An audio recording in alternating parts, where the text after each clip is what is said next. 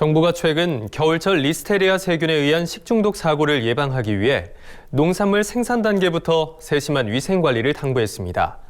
특히 신선 채소류를 생산하는 농가들이 상토를 이용할 때 생산업자 보증 표시를 반드시 확인해야 한다고 강조했습니다. 김하은 기자입니다. 농촌진흥청이 최근 어린잎 채소를 비롯한 신선 채소류를 생산하는 농가들의 철저한 위생 관리를 당부했습니다.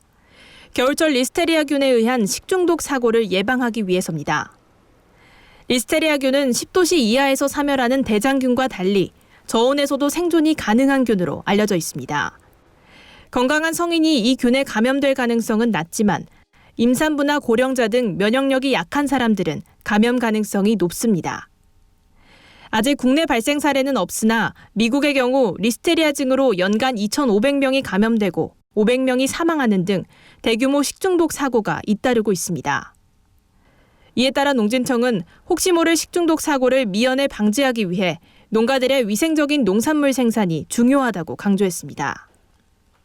겨울철에도 리스테리아와 같이 저온에서 잘 견디는 식중독 세균들은 신선 농산물에 남아있을 수 있기 때문에 생산자는 안전한 상토와 퇴비를 사용하시고 생산 단계 위생관리 수칙을 지키시는 것이 필요합니다.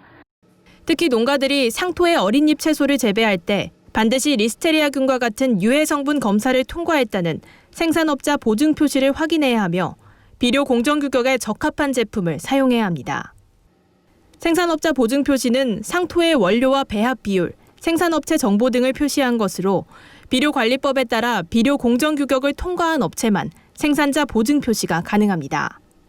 또 수확한 뒤에는 재배한 모판의 흙을 물로 깨끗이 제거하고 200ppm 정도의 차염소산 나트륨에 10분 이상 담근 후 충분히 세척해 관리해야 합니다. 아울러 농진청은 겨울철 가정에서 채소를 보관할 때에도 세척 후 4도씨 미만의 저온에 두어야 한다고 설명했습니다.